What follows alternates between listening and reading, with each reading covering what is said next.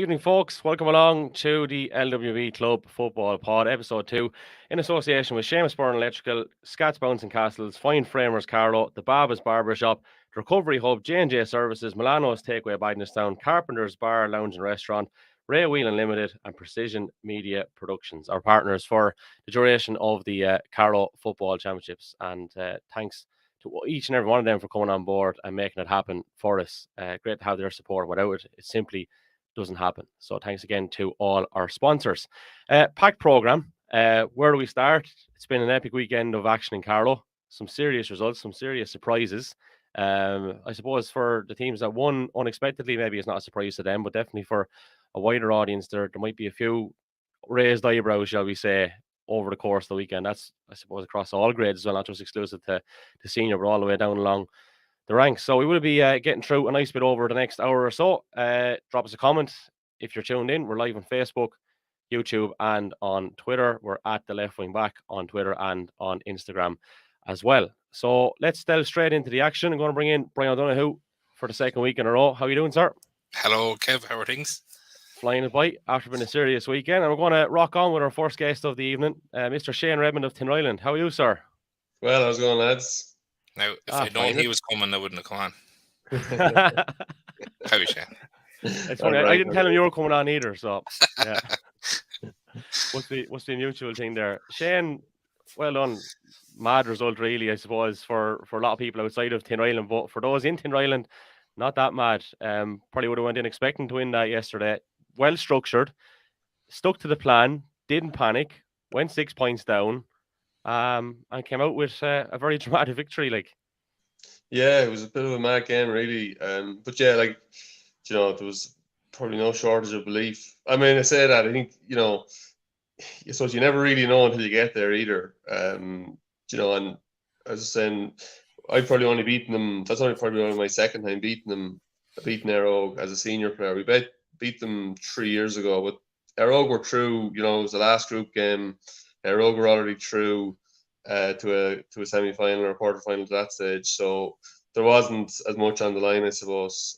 Whereas was at the weekend, second match, it's still all to play for. There was a bit of belief, we knew, we weren't too far away from in the league, in the proper league match in Aerogue earlier on in the year, and then we were fairly close to them in the league semi-final. So I thought we should have pipped them really in that league semi-final. So there was that to back, we had that to fall back on. But as I said, you don't really know until you get there how things are going. But it was brilliant day, and to in the manner of, as you said, to go so far behind. I mean, we had a disastrous start. You're looking up the scoreboard, thinking, Jesus, how did we get here all of a sudden? But there was no panic. In fairness, everyone kind of stuck to what we've been working on. Everyone kind of tried to put the scoreboard to the back of the mind and just stay doing what we're doing all year. Stay doing what Stephen and Eddie and Eamon are telling us to do, and just try to stick to it. And it's supposed mad game that obviously Darren missed the penalty, but then even with that still stuck to it and just managed to reel him in then in the second half. Yeah, it was a big moment, in fairness, because there was, I would say, 3 minutes of a stoppage. Craig White obviously picked up a bit of a knock. Probably should have got a black card as well, being honest about it. But anyway, life goes on. I was funny because I was only texting people lads earlier on. When I was on the field, I actually didn't think it was a black. I thought he got it right, but geez, I looked back at it today and it was fairly stone wall now. Looking back on it, I thought it was what the black card was brought in for. Really, it was one of those complete drag down. So he was lucky enough to stay on, I suppose. Yeah. And then you've had the benefit of looking at it there again, I suppose. And Paul only gets one look at it, so it's not it's not easy. Exactly. In fairness. No, and in fairness, I was saying, I thought overall Paul had a great game, to be honest. There wasn't too many decisions that you'd have major gripes with, and it's one of those where it's at high speed. He goes in, he goes down. A couple of lads go to ground at the same time, and it's hard to know who dragged who down, I suppose. But yeah, just one of those, I suppose. But there's something mad happening in Ireland when you scoring 2 goals the week before and Danny kicking an absolute worldie from 45, 46 meters. Yeah, 65, I think, right? I heard it was 85, but I tell you what, we have the clip here, so I might actually just bring it up and give people a look at it. The volume we might go the pony on, but just as we're in the build up to this, we will analyse it properly. I didn't realise there was as much interest in Carlow football because there's about 26,000 views on this clip up on the left wing back's Twitter page, and that's not an exaggeration, like we were saying about the yardage in which Danny scored from. That's actually fact. So that was crazy. And while we're on the topic, 25,999 of them are probably Danny Moore. And you know what? I'd be the very same myself. 100%. Thanks to Casey Tobin and the Aero management, in fairness, actually gave permission for the clip to be released over to the left wing back. So fair play to them as well. And it wasn't too long after the game. So thanks to Casey and the Aero management. But before we kind of go into this in detail, we probably should put a bit of context on this. I'd say, Shane, you had possession for maybe a minute. I'd say felt like a minute anyway, and your own supporters were absolutely losing the mind over on the terrace side. They were like, just kick it in, look at the clock, like, and all this. And that's probably the single biggest obstacle you come up against when you play a game plan like yours, when it has to be methodical, it has to be, and even from a defensive shape point of view, I know when you get that arc, you're happy enough to let the opposition have the ball in a certain point. But supporters don't understand that plan occasionally, and I think you got to be strong as a player to not fall back into listening maybe to what they're saying, even though they mean well, but it goes against what you're trying to do as a plan. Yeah, it's a funny one really at the weekend, because a draw for us was like probably heading into the last game, a draw was as good as a win. Because we've won last weekend against Bagenalstown, I've got a draw.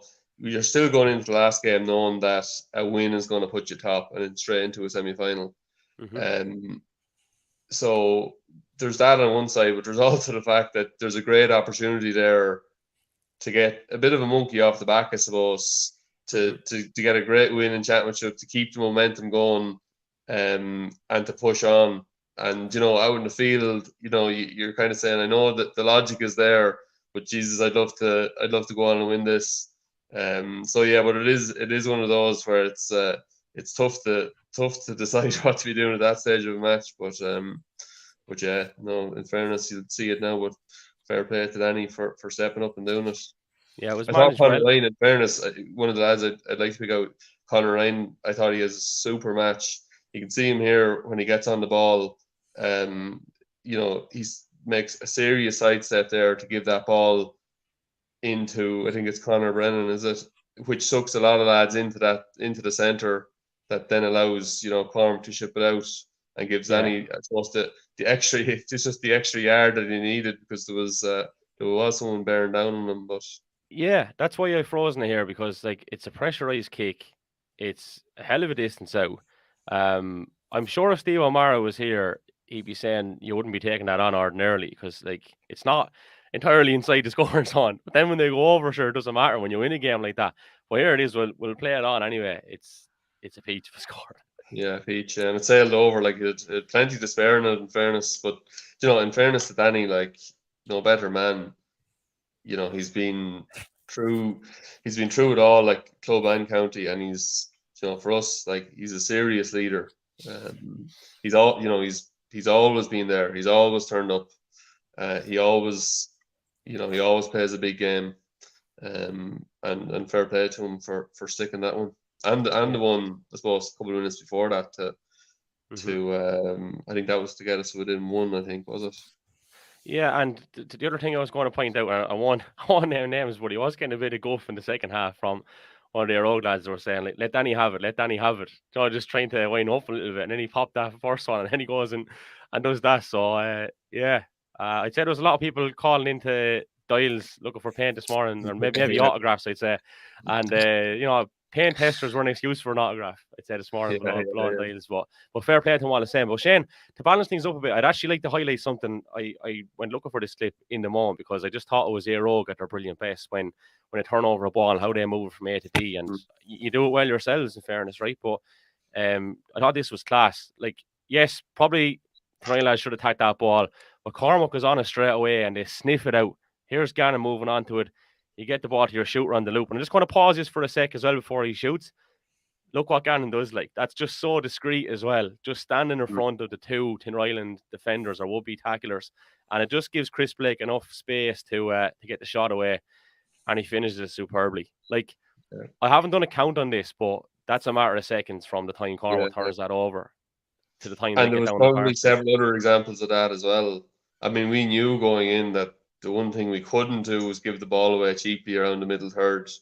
Because we'll obviously get lads back when we're defending, but we also committed a lot of lads forward as well. So if you give it away around the middle third, you're always going to be struggling. We knew we couldn't be doing that, but we did it a lot in the first 15 minutes. We gifted Aero. I mean, not gifted. I mean, Aero had to work for them, and you see how good they are at that when they're given those chances. But that's something that we would have been very disappointed in our own performance in the first 15 minutes. How much just cheap ball we gave away, and that comes down to a bit of nerves and just that experience, that big match day experience. Question I'd have there, for me, what looks a little bit different about Tinryland this year, I know there's a lot of football to be played still, and you'll know that more than anyone, but if you'd have went in at half-time like you did maybe in previous times, or even take Dermot who's missed a penalty, stood up and knocked over a free very quickly after that, you go in 3 down, and there's times where you probably would have capitulated. That's just calling it very honestly. But this year it looks different. Like, there's a bit of a steeliness about you. And that's very encouraging going forward. Yeah, it is, in fairness. I think it's just a testament to the amount of work that's gone into it, I suppose. That we just have that confidence now that we've done the work in the background. So if we stick to that, we should be all right. There's a certain kind of confidence, I suppose, that comes from that. So yeah, I mean, it's changing. Like, thanks be to God, it's changing, because there was, as you say, there was so many close matches over the last, I don't know, since I've started playing football, where you should have won, but you let it slip in the last 10 minutes, or you couldn't recover after a goal goes in. Like, in fairness, Shane, when you can grow a beard like that, why wouldn't you have confidence? Like, no, but something, I said this. I think I said it last week, and I said it to you yesterday. Maybe before the match or whatever, Kev. But remember 2011, you turned Philly over in the semi-final. I think don't we all? But that there's a similar sort of a feel to you this year, like that little bit of aggression, that little bit of cuteness or whatever. Like, does that come from lads just in the back of their minds deciding that you're sort of tired of maybe quarterfinals or semi-finals, and you want to go? Like, is there something? Does anyone mention that, or does it get said anywhere? Like, let's try and.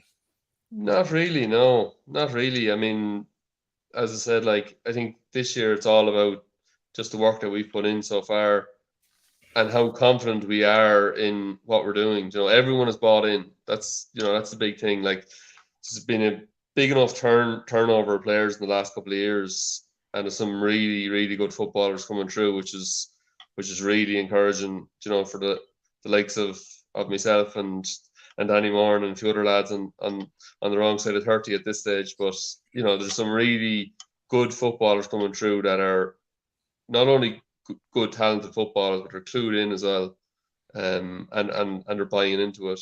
Everyone's buying into it. And there's great atmosphere around the place. How many of that minor A team, that was it 2015 or 20? What year was that? 14, I think it was. 14, yeah. Niall Lowry was on it. Was maybe Conor Ryan as well. How many of that team have you still on? Jonah Dunn, maybe? Jonah would be probably a year or two younger, I'd say. He might have been on it. But yeah, there's probably, like, there's not a huge amount from any one team, I suppose. We've got a lot of teams, around that age group. Like Conor Brennan came in, had 2 great championship matches so far. Like, Morris Lawler, Paddy Regan, obviously Jonah, and there's another few lads, I suppose, that haven't got on yet that are chomping at the bit, and they're like the likes of Gaffney as well. Was Gaffney on that team? No. Carl would have been a bit older. Would he? Keelan would have been around that age group, I suppose. Yeah. But even look at like then there's the guys in between that will say the late bloomers. Like I marked Barry Power in a Junior C game, which doesn't seem like that long ago, and and look at him now, and look where I am here. I'm here talking to Gutter Monday night, like, and that lad playing senior championship football in the middle of the field, and holding his own there, So it's definitely Barry's another just another great asset now. That we're after just I suppose Stephen and is after just investing in lads like that who he believes in from the start of the year, and it's paying off. Shane, you've been very good with your time. I know Tinryland are on a high. Staying grounded is probably the biggest thing over the next couple of weeks, and I think in most counties in around this area anyway, I think the biggest challenge for every club is electric picnic next weekend, isn't it? Absolutely, yeah. Yeah, but at least it's left free anyway, I suppose, and lads can go up and enjoy it and decide and do what they want. The boys over at Leash today, Steve Miller and them, to be good friends of ours here at the left wing back, and he actually said that one of the years when Port East were going well, they booked a training camp themselves, players paid for it, and went off to France the weekend of the picnic. That's serious commitment, like, isn't it? Fairness. Yeah, you look at it from that point of view. But the only thing is that the counter argument, as the boys mentioned themselves on that podcast, is if everyone's on the beer, sure, it's an even keel, I suppose. But if anyone can stay off it at all, maybe it's an advantage. So that's it. Yeah, that's it. Yeah. Like, in fairness, you have to just, I suppose, there's a bit of common sense. I mean, I remember, when I was back in the early days playing county football, 10 years ago or more, that there was these mad drinking bans come in for months and months on end, and it, completely counterintuitive because, physically it probably doesn't make that much difference. The odd, in the odd night here and there, but they just cause eruptions among panels if you put in these 3-month drink bans. I think now, a lot of it has gone a bit more sensible, to be honest. Like, a lot of the teams, both county and club in the last couple of years, you look after yourself, and you don't go mad, night after night or anything like that. You have a few big nights with the team after matches or whatever, but it's all a bit more sensible, I suppose. It's left up to the players. The best luck for the rest of the year. We'll touch base again, and thanks for coming on with us here this evening. All right. Thanks very much, lads. Appreciate it. See you, Shane. What a gent, Shane Redmond. So Tinryland 12 points, Aero 1-8. I suppose, having said that, in terms of the excitement in that, the way it finished and all, Pal's victory and the manner of it over Rathvilly has to be up there with, as big a surprise. I caught the second half of that on Brian. I know you might have had prior engagements, but I was out at the Loughlin Bridge Junior game against the Cox, which we'll talk about a little bit later on, and I got back for just the end of the first half and most of the second half. And, people talk about strength, which you need, and physicality. At the end of the day, speed kills. And Pal had speed in abundance. It was unbelievable to look at. They were electric. And Bambrick called it here a few weeks ago. He said, Kieran Moran, was it last week he said it? It's like getting a new player back. And like, his influence was unbelievable. A couple of goals to his name.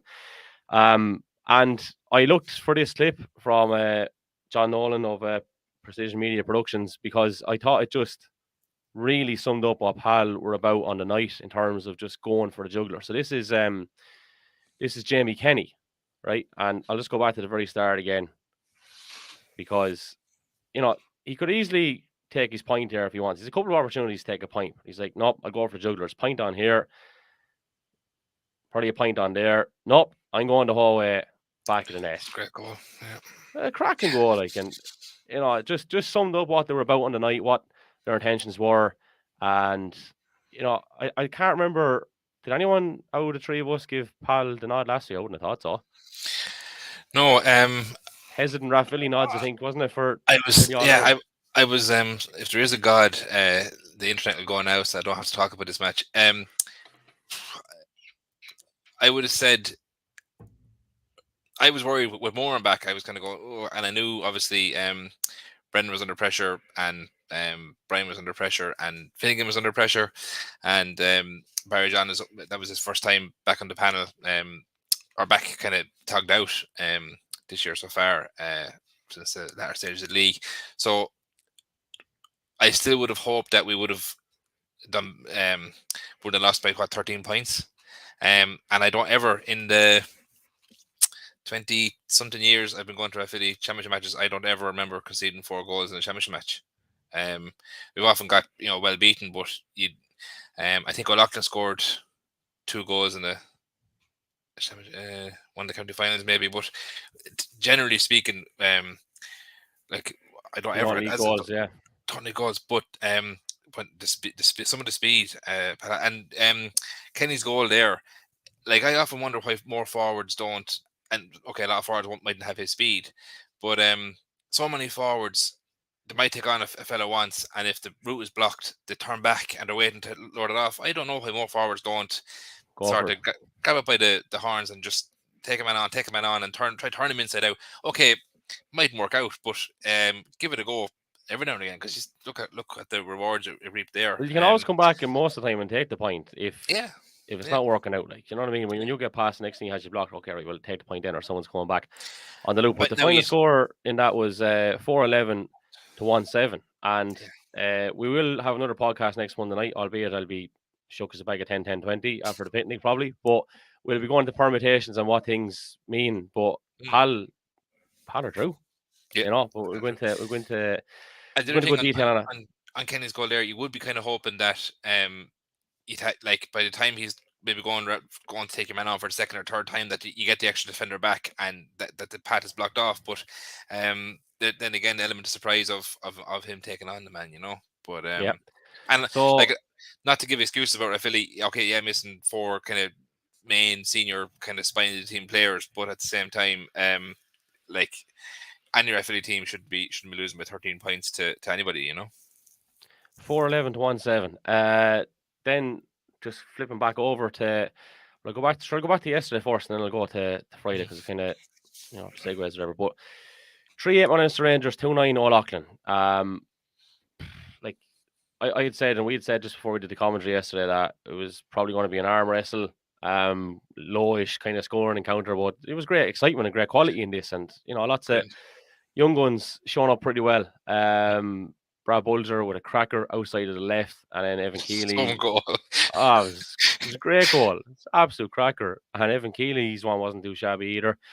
Going in, I suppose, at half-time, 7 points down, O'Loughlin would have been, looking into, it was a big ask. It was, it always was going to be. It probably should have been 4 points troop, because, they probably should have cleared the danger before the 45. But 7 points in it, they clawed it back. They had it back to within 3 very quickly in the second half. They didn't go away, but ultimately Rangers had enough. But the big question is now this year, and we've kind of posed it yesterday with the absence of hurling, what can Rangers do? And I'll double this up by saying, is there genuinely 5 or 6 teams now that can go and win this championship? Definitely. It seems so open, like.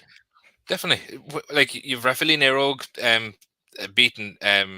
And looking at maybe facing each other in the quarterfinal at this stage, depending on results. Yeah, that's a possibility. Yeah. And with Ireland they're going, with the way Pal seems to be going, and if I was over Rangers, which would obviously never happen, but if I was over Rangers, I would work on the mark, because they like the men well able to field ball, and some of the goals they got were like, as a Rathvilly person going by the weekend, you'd be a bit worried because the goals that they scored were more or less through the middle or just winning that kind of the rough and tumble ball, but the men they have and the physicality they have, I'd be saying, right, let's work on how we're going to.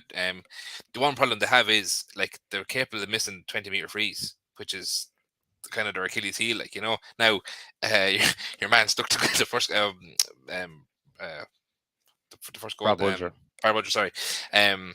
So you don't need to get 20-meter frees when you can do that. But at the same time, the counter argument to me saying I'd work on the mark with Rangers is that there's, unfortunately with them, sometimes there's no guarantee that they'll put the 20-meter free over the bar, you know.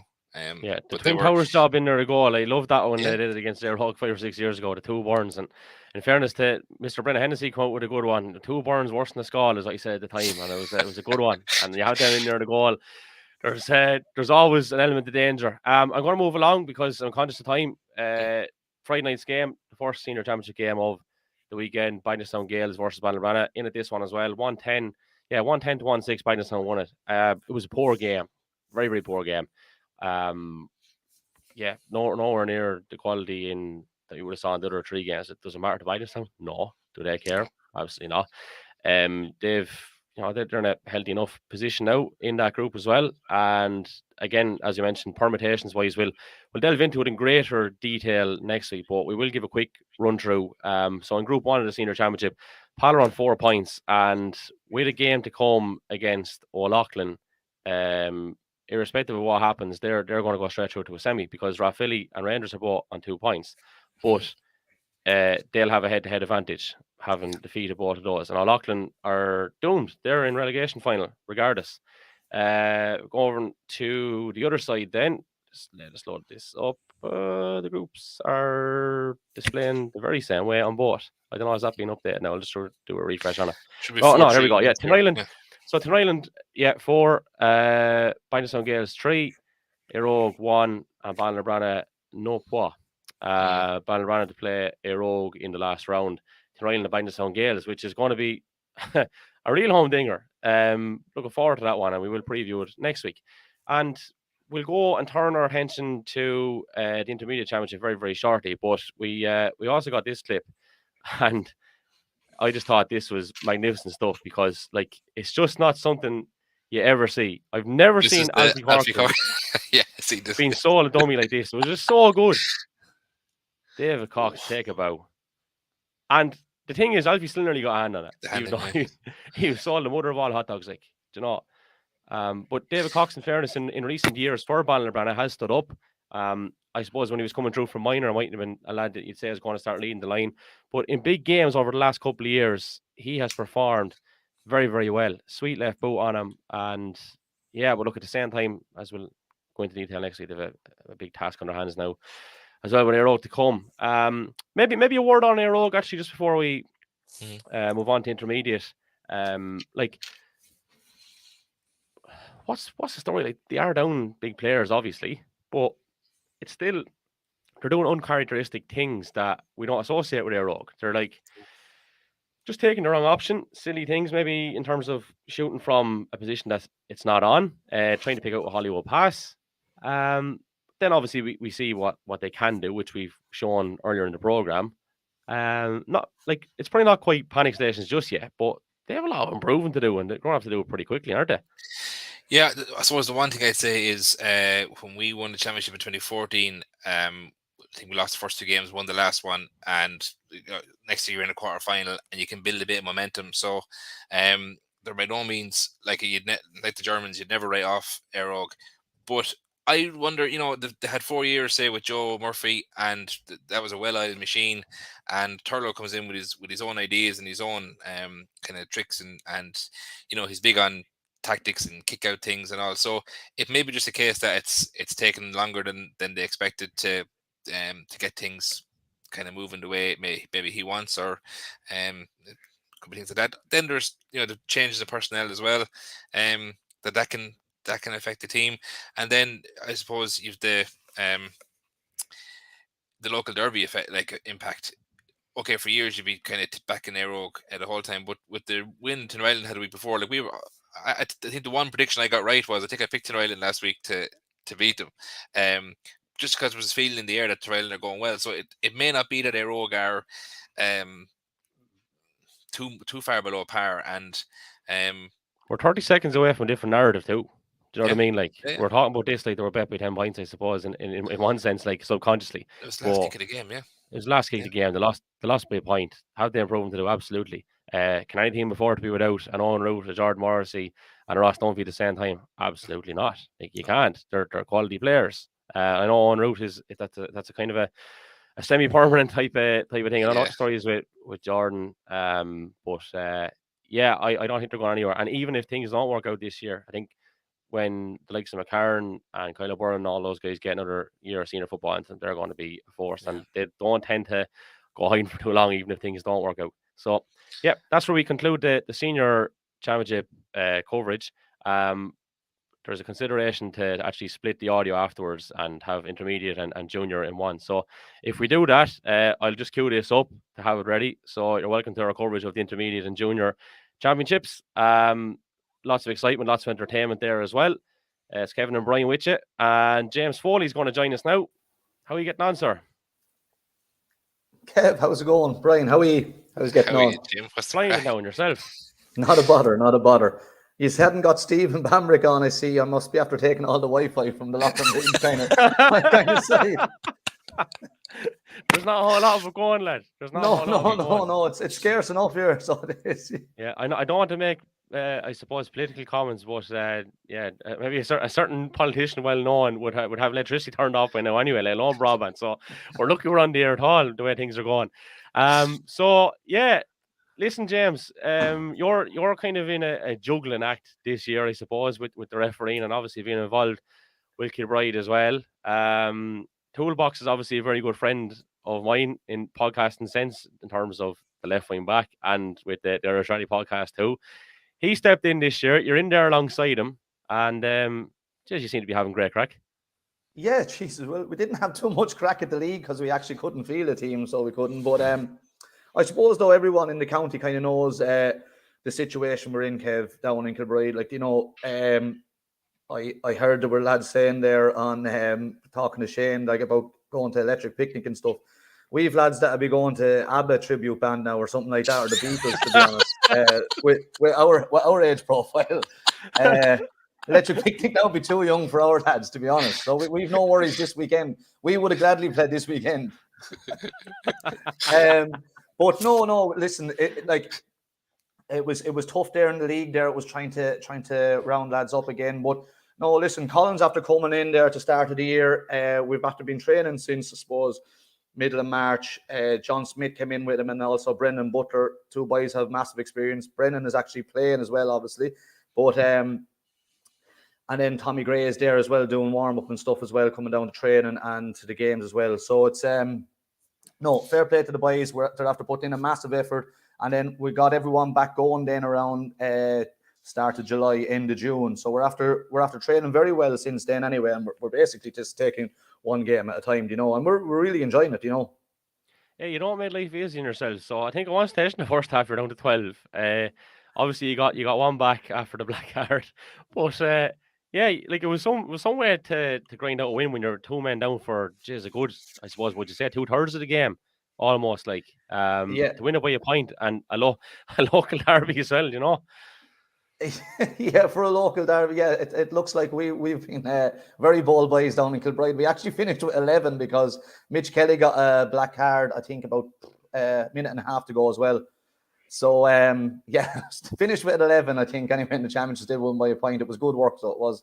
But listen, whatever way you win, a win is a win, as you said, you know. So it was no. Listen, we even the last week's match again, O'Hanlon's as well. Like it was, we were going in and we were saying it was going to be a tough match. The Blues were going to throw everything at us, and we were ready for the battle. And same again there against Kildavin as well. Obviously, a local derby. The two of us are in the same parish.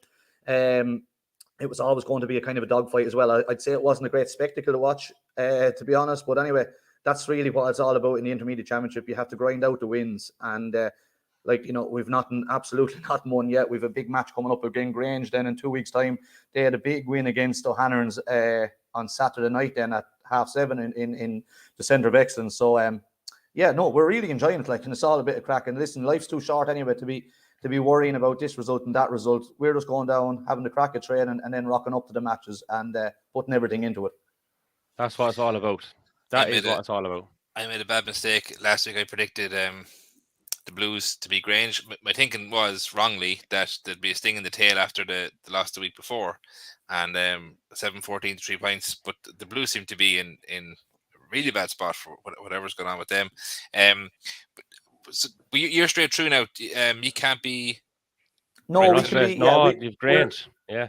Yeah, it's Grange run 3 points after us. So if Grange beat us, then Grange goes straight through to the semi-final. So obviously Grange will be going in as hot favourites into that one anyway, with what injuries we have, and maybe a suspension or two after the match the other evening as well. But no, listen, Grange, they're doing absolutely Trojan work out in Grange there with juveniles and stuff as well, after being out refereeing them there and all. They're putting in a massive effort, and they're putting in great work after getting back out with junior last year as well. Had a big win the other night and a good result again, Kildavin the first day out as well. So they're putting in a big effort as well. It's a credit to them. Kev, you'll have to do a live commentary that one and call it the Battle of the Crossroads. Yeah, and who'll be dancing at the Crossroads afterwards, I suppose. Yeah, could do something like that, all right. We could arrange it. Again, bandwidth and internet determine all these things, as James knows. Look, I'm not too far away from James. Well, my home place isn't. And it can be ropey enough at times out there internet-wise. So this national broadband plan, I'm begging for it to be rolled out heavily and good. We might be able to get a politician to push that for us, I'd say, somewhere, will we? The line is gone there now. Can't hear you. Yeah. But anyway, coming back to the intermediate championship, so that's the run of the mill there. While we have you, James, I might just go over to the other group for a word on that there as well, like, because we're seeing some interesting results. I was just trying to think there earlier, and Nave 1 might have racked up a tally of 17 points, but it could be like a 4-5 or a 3-8 or something like that. I don't remember the last time they kicked 16 points in the game. I think it was 16-all to finish between themselves and Tullow, and sounded like an enjoyable enough encounter. I don't know, did you get much insight in that one now? But yeah, I saw the last match against Nave Owen and Airog the first day out week, because we were playing actually after them, and obviously Nave Owen will be going fairly, like, to have a very good trainer in Dublin Mick out there as well. Dublin Mick was with us for the last couple of years and got a great bit of joy out of us, of the players down in Kilbride. So like for Michael to score 16 points, it was a great turnaround. So there was for them last weekend, and they were on a high obviously after coming back from 7 points down against Airog the first day out. So like their training must have been good during the week, and they're going into 2 weeks time now in a good stead then, against, which will be a big battle then against Fenna, in 2 weeks time. Mm-hmm. Another local derby. I think nearly all, except for there's nearly all local derbies. Like in our group, there's ourselves in Kildavin. Grange is only over the road from us then as well. And then you have Airog and the Blues, and it's everything. Like, as Carlow's a small county, as we know anyway. There's nearly all local derbies. Yeah. So it's funny that way. That's Derby Central, yeah. And look at that one. Like Fenna on 4 points, Nave 1 on 2. Like Nave 1 have 2 draws, but if they beat Fenna, they'll get through having won just 1 game. And Fenna, despite having won 2, won't go straight through to a semi. And I get there's glitches and flaws in every system, and then just like yourselves have won 2 games, you're not guaranteed to go straight through it. Is it just the nature of the structure, or Yeah, I think it's a good structure, to be fair, because it gives every team a chance, and even it goes down to out of the 3 games that you do play in the groups, it goes nearly all the groups go down to the final day, So obviously we're through to a quarter final, which we're happy to be in, and we'll see whether we can push on and get to a semi final. But like last year, if you look back on it, we drew 2 games last year and we got to a quarter final, which is And the Fighting, I know 2 teams went down last year. Like the Fighting Cocks were unlucky to go down, and obviously Clonmore were unlucky to go down. It is the way it is, But for us to go through last year with 2 draws was a kind of a funny one, to be honest. Mm-hmm. How will that group, the Fenna, Michael, Tullow, and Airog group, with 2 draws, does that make the head? Oh no, it goes score difference. No, that's what I'm saying to you. If Michael beat Fenna, they'll go through on head-to-head, having won just 1 game, and Fenna having won 2 games already. If they lose that, won't go straight through to the semi. Well, I thought this is what I'm trying to say. No, it's only 3 teams. It's only if there's a score difference. Yeah. Sorry, yeah. Score difference only comes into it if score difference only comes into the 3 teams and same points. Yeah. Yeah. Kev, you actually have 2 referees here. Did Brian tell you how good of a referee he was back in his day? I remember him down the line one time, all right, but I remember and refereeing and refereeing. I watched. He went I from watched. getting abused on refereeing to getting abused being a politician now as well. So he loves the hardship. He's still doing the line, so he got married there a few weeks ago. Hey. Yeah. No, I watched Rangers and O'Loughlin last night with Dara. Standing beside him. Now, by the way, several times he went, James, for some of your decisions, so you may get on to him. But it's a different game now, though. Like, there was no mark, there was no black card. What referees have to do now is actually, that's what I want to ask you. The mark, is it a hard thing to referee and try and get right? You really have to do your homework on it, to be honest.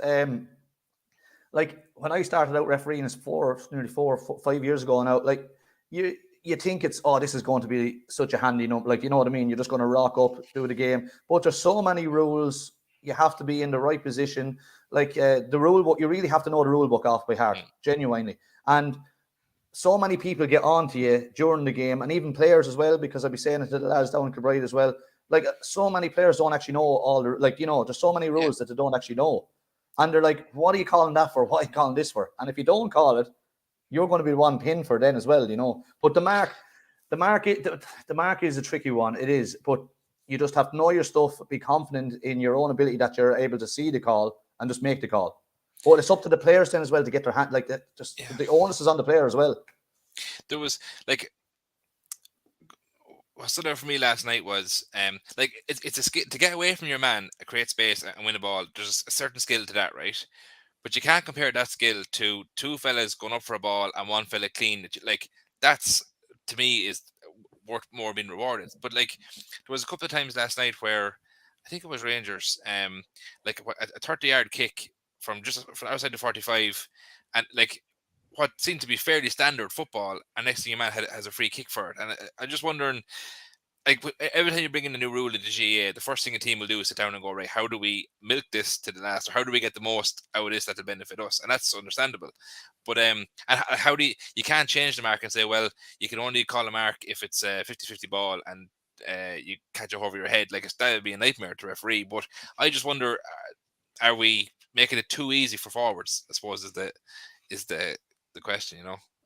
Well, from a fella that's played in the backs all his life, I'd say absolutely we're making it too easy on the forwards. But when I see the likes of Pádraig Nolan or Dara or whoever's inside an hour, or Joe Waters or whoever's playing for us, I'm like, oh yeah, absolutely, take the mark all day long, get the easy score. Oh, like it's mark as well, sure. You don't be whinging. Defenders have a mark as well, don't they? There absolutely is, Kev. You're on the ball. There is. Not too many people use it now, mind, but there is a defensive mark. Yeah, this was a forwards union versus defenders union there. But in general, the thing I like, James, about yourself refereeing, you're fairly straight to the point. You always are anyway, but you communicate with the lads and you talk to them on a human level. And the fact that, you know, you're going and doing that and making such progress in such a quick period of time, you know, it's encouraging. But from an enjoyment point of view, like, are you getting a kick out of it, or is it just a pain in the arse at times? Like, no, I genuinely do, Kev, and I do really enjoy it. I absolutely do. Now, in fairness, I have to say, fair play to Anne. She's after putting up with a lot, because I'll be gone one night for training, and then the next night I'll be gone for matches and for refereeing matches. But no, I am enjoying it, and I'll see how I get on. As long as I'm doing a good job on it, I'll enjoy it, basically. Do you know what I mean? I suppose if everyone makes mistakes, and referees make mistakes every day to go out, and you have to hold your hand up to them mistakes as well. Now, you won't be able to hold your hand up till after the game, unfortunately. That's the joys of refereeing. But basically, when the referee shouldn't be even talked about after a game is the way to do it. It's about the 15 on each side and the 5 or 6 that come on each game. And if the referee is not spoken about, that's the best way. Then you're after having a good game and no one says a word. Mm-hmm. And to be fair, like, I just have to mention, like, the lads in Carlow, like, there's only about 23 or 4 referees in Carlow, like, and I would encourage anyone, any young fella or any older fella, to get involved, because I know people say about the hardship you get on the side. Like, you kind of have to let that. You have to, no, but you have to let it off, like, let it over your shoulder, like, you know, and just laugh it off and just get on with it and be strong minded. But I do have to mention, obviously, the lads that looked after me they're there a long time, and they have a lot of miles in the clock, and they're still going strong, and they're on Leinster panels and national panels, like the likes of the two Hickeys, Johnny Murphy, Paddy DeSalle, Brian Dearn, and Paul O'Dwyer. Like, all them lads have been such a help to me. Like, they be on the phone to you, making sure, like, do you need anything? Are you happy? Like, you need to work on this. You're doing very well on this. So it's everyone gives each other such a great hand. And Pat Kyo as well. Brian had known Pat Kyo fierce well. Like, Pat has been a brilliant help, so he has. And then I obviously have my 4 umpires there that come. Colin, obviously, Colin comes as well, umpiring. My father, Jim, Willie O'Toole, Liam Foley, and then Dara obviously comes from time to time then as well. So, actually, you mentioned your father and Dara there. I refed a match out in Tyrryland, Kilbride Juniors versus Tyrryland Juniors. Dara was midfield and Jim Foley was full forward. And Dara calling for da for like the weirdest thing you could hear on it. And I think what's his name? Derek Vance. Derek Vance. They're running with Derek Vance that day. He wasn't over happy with a few decisions, but a strong man to be having a run in with. Well, I'll tell you another good story about Dara and my father and myself. We were playing another junior match up in O'Loughlin, so it was must be 15 years ago now at this stage anyway. And so I was midfield, with my father, and Dara was centre forward, and some decision didn't go our way anyway, and Ollie Hines was refereeing it, and the three of us complained, and the three of us got yellow cards at the same time. So Ollie was like, what's your name, lads? And we were like, James Foley, Dara Foley, Jim Foley.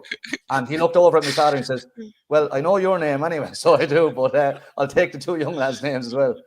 3 for the price of 1. All in good spirits, though. All in good spirits, yeah. Yeah, just going back to that comment there of saying that, like when you're calling for the ball. I remember Craig Wall telling me before he played a couple of years with David, and he said that, and I think he went over to him during the game. Don't ever fucking call me that again. He says on the pitch, right? Call me sir. Would you call him? Would you call Jim that, like when you're looking for the ball and stuff playing during that time, or would you say Jim, or like, can you remember like? No, I would have said that. Yeah, I would have said that. Yeah, I would have been normally in the backs anyway, so it would have been Dara kicking it into him. I wouldn't have been able to get up that far. I would have got a rush of blood to the head if I was kicking it into the full forward line. What are the opposition thinking in this moment when they hear this? Like, go back to like hard to draw. Like I could count on less than one hand, a couple of fingers, the amount of times where I ever felt seriously questioned doing a game. Like I was 19, 20, 21 when I was reffing, so you'd be not fit now, but you'd be like, I think players appreciate it a bit more if you're that bit younger, that bit fitter, and able to keep up with the play. And when you keep up with the play, you're open to less questioning because, well, people trust that you're closer to the action, like, But absolutely, there's probably people that watch this and say that, hold on, no, I remember like you were useless this game or that game, or whatever. But I have only positive memories from refereeing. Like, it was just fantastic. Oh no, I know it is. It's brilliant. And listen, if we don't have referees, we won't have games. So like, we definitely should be encouraging people to get out there and do it. And as you say, Brian, yeah, I think players do appreciate when the referees are fitter and up with the game and stuff like that. Like, and a lot of the referees in Carlow, the majority of them, and all of them are well able, because we have to do fitness tests and rules tests and whatnot anyway. So you have to be up there with it. Like, and we've so many lads on the national panel and stuff like that as well. So we should be proud of them lads as well. And be saying, yeah, Jesus, Carlow, we're actually punching above our weight for referees as well, Yeah, definitely, man, definitely. In fairness, I have to ask you this question, right? On the odd occasion, you might have blown a head gasket, but it's grand because Toolbox has them down in J&J Services, and you can get one down there anyway. They stock them. But do you now have empathy for, I suppose, referees in general? But you would have given a referee a chawn at various times down through the years, right? But now when it happens to you, you're just like, sure, yeah, I was this soldier before. And when you're on the line, are you any different? Are you still giving lads chawn, even though you're doing it yourself as well? No, Kev, my disciplinary record is exemplary, I'd say. But I know, Brian, I don't know what them eyes were for. Yeah, listen. But even from like, I'm just I saying, didn't even get going ahead, booked actually the other day. Aiden, Didn't or I? like, the rest of that. No. Yeah. No, Kev, to answer your question, I suppose, yeah, when you do start out refereeing, you do see it in a different light, absolutely. Maybe from time to time, when maybe I'm still doing it now, you think that when you're playing, you're actually you're refereeing to get, you need to cut that. Like, there has to be a balance. You're either playing or, like, when you're playing, you're playing. When you're refereeing. That's the way you look at it. And I suppose, like, when you're refereeing, if people are giving you a guff and stuff like that, you just have to referee it the way the rule book says as well. You have your own stance on it as well. But, like, if you're getting hardship, like, constantly, you'll have to cut it out. That's the way I look at it. And I did give hardship in my time, and I probably still do as well. You'd maybe ask Brian Deere how I got on the other night, actually, on Saturday evening. He might tell you something different.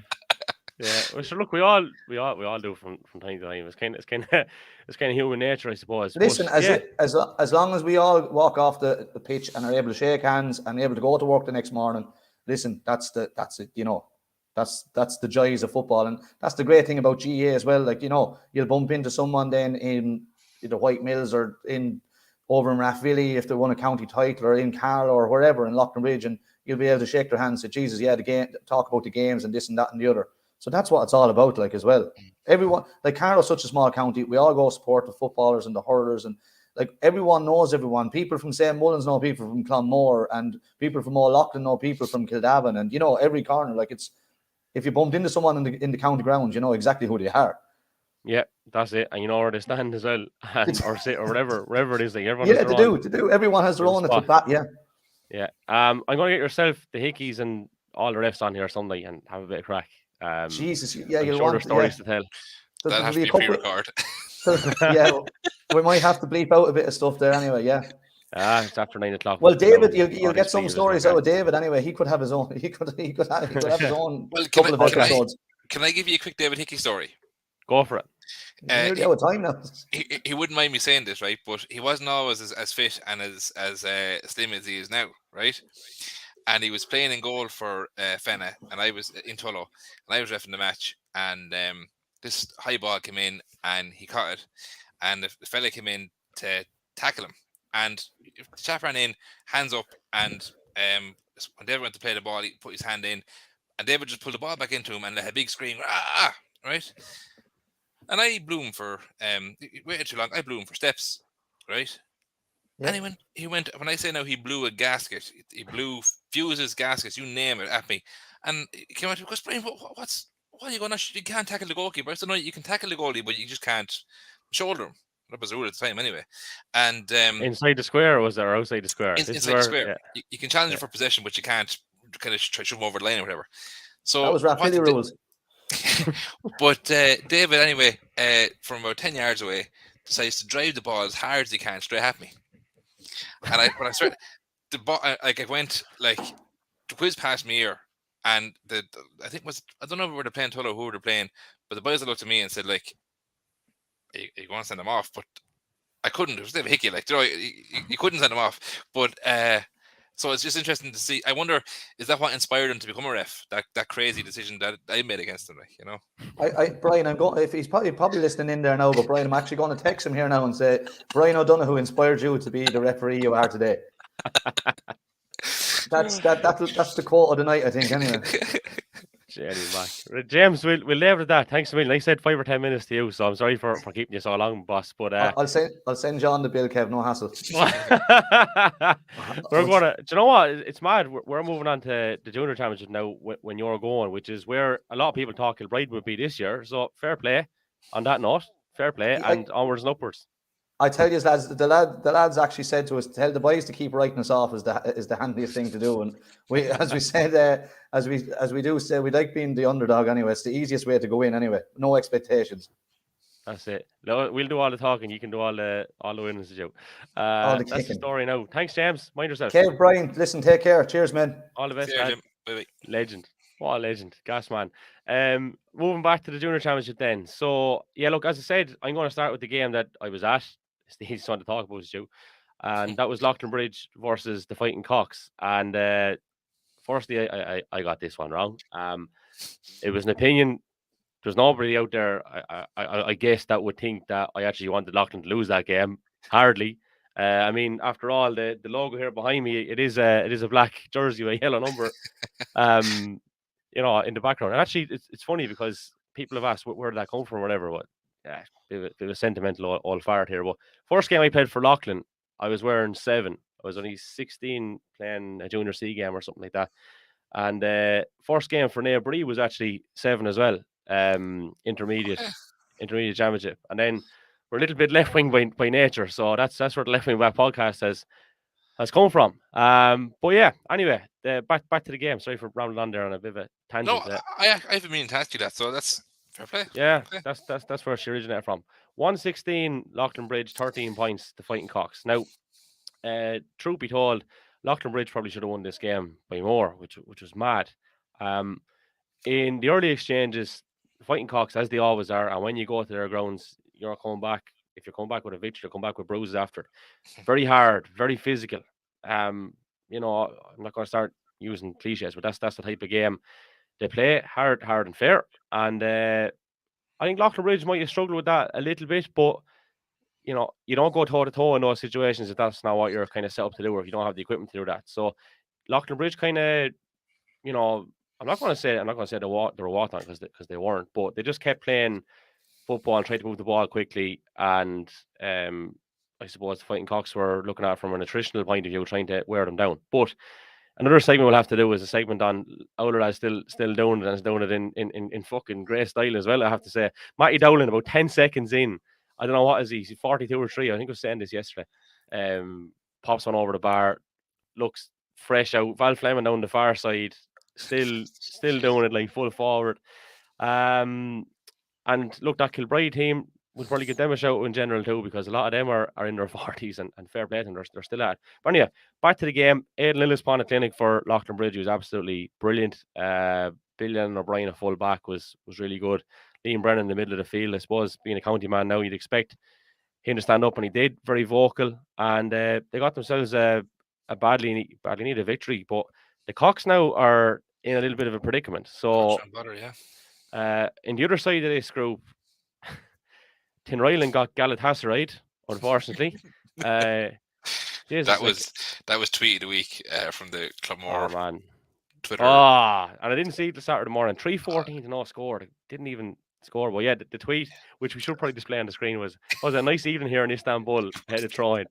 So yeah, that was a good one there. Yeah, in fairness, it was well received.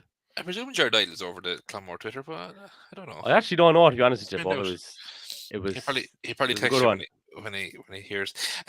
But just no, Kev, the Cocks are in trouble. So they have still to play. They have to play Clonmore, like. They have to play Clonmore, who are riding high, and okay, there's a bit of history there with the two of them, but geez, I'd be. And just look at the table here. 4 points Clonmore, 2 points Loughlin Bridge, 2 points Tinryland. And Clonmore are guaranteed to finish, top, because they've beaten Loughlin Bridge and Tinryland. So regardless of who wins between Loughlin Bridge and Tinryland the last game, Clonmore are going to go straight through to a semi on the head-to-head. But even if the Cocks were to beat Clonmore, they've lost to Tinryland. So, all right. No, well then, like, you wouldn't. Actually, yeah, I haven't thought about this in great detail. So you're right. Actually, yeah, I didn't think about it from that point of view as such. But let's say they even managed to beat Clonmore, which it's not impossible. Let's say they did. That put them on 2 points. Tinryland are already on 2 points, but Tinryland have beaten them on the head-to-head. So Cocks are and Loughlin Bridge have beaten them on the head-to-head. So yeah, they're in. Do you know what? I hadn't even put the sus on that one, to be honest with you. But that's who's in the other group then. So yeah, we'll go across to that. There was a game on that this evening, and I just want to see is the result up, because Ballon were playing Bagenalstown. That's right, yeah. I don't see a result to hand. Oh, I do. Here we go. Jeez, that's a walloping as well. 123 to a point. Ballon won that one. So that puts Ballon on to 4 points, with Palatine on 2 points. O'Loughlin also on 2 points, and Bagenalstown haven't got off the mark there. Yeah, Palatine beat O'Loughlin on Friday night on a scoreline of 4-5 to to 1-8. I was hoping to get Snack Box on the programme this evening. He's just a little bit itchy about coming on, selector of Palatine and all, and that's fair enough, fully understood. Not going to make you feel guilty, Snack. James Foley is a selector of Kilbride as well. He turned up this evening. Shane Redmond's a player with Ireland. Come on, man, give the people what they want. They want the Snack Box. We want the Snack Box.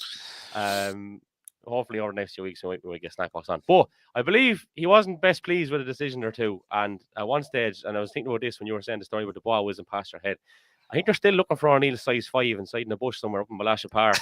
I believe Colin Coughlin was there for ages after the game, still trying to get this ball out of the hedge. Snack didn't take too kindly to a decision, but they got the result anyway, and that's shaping up.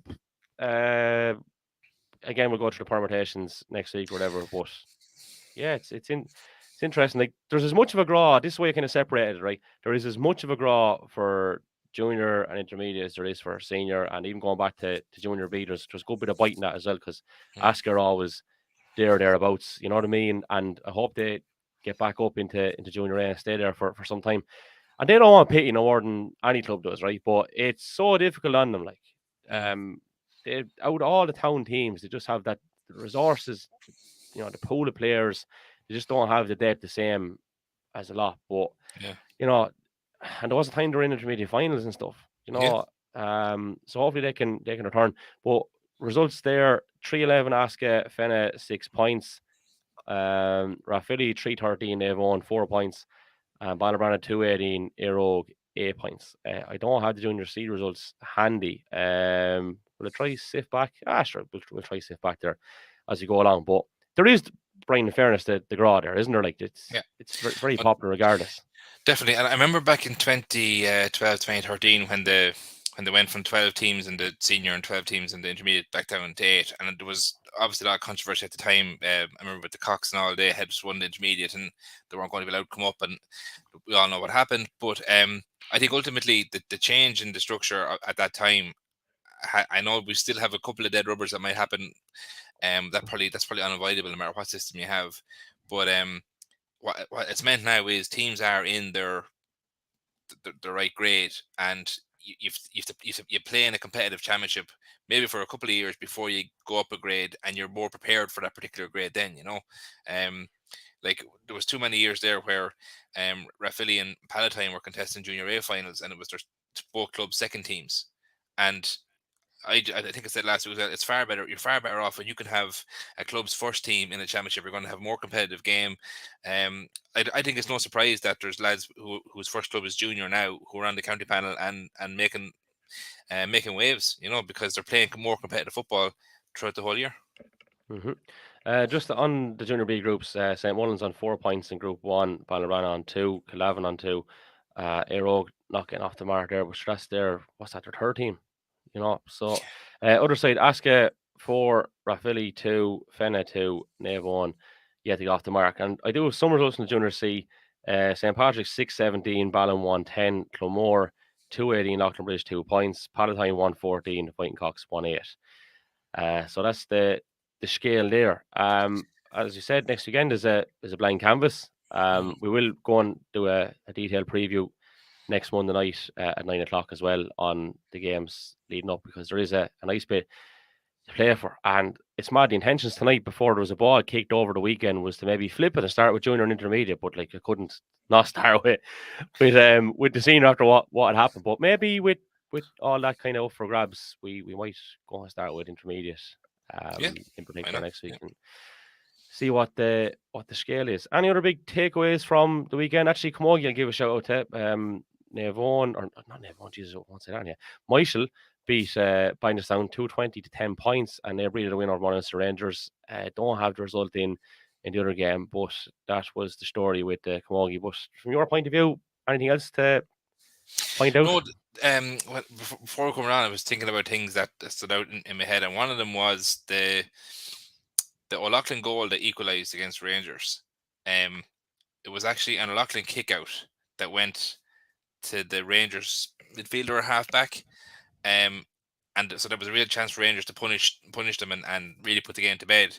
And in fairness to O'Loughlin, they got it turned over, and in what was an unusual moment in that match. They broke at pace and they got the goal out of it. But just it was just something that stuck in my mind as to how you can have that opportunity and how quick a game can turn in an instant. That stood out. Yeah. But, I'm not going to say who's your player of the week because I know you weren't at all the games, but there is definitely contenders. Like Danny Moore has to be a contender just for the 2 points he got.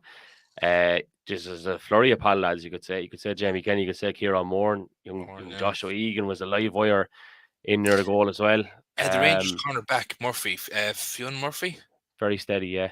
Very impressed with him. I don't even know what age that chap is, but he was excellent, and there wasn't. There was no. And then you go down through the grades, and there is standouts in all of them there, like So yeah, that's the choice of it. Dunzer, thanks a million for jumping on us again. We'll have a chat with you again at some point during the championship, and look after yourself, man. Thanks again. Take care. Just before we finish up, I want to mention our sponsors once more: the Recovery Hub Carlow, Milano's Takeaway in Bagenalstown, Seamus Byrne Electrical. They're on a high, obviously, in Tyrone at the moment. Carpenter's Bar, Lounge and Restaurant, of course, in Carlow. Mark Carpenter, a previous guest on the My Time in the Ganzi series. Ray Whelan, Waste Management Services. Thanks to them for coming on, along with Scats, Bouncing Castles, J&J Services, Fine Framers Carlow, and the Baba's Barbershop. That's where we leave it for this evening.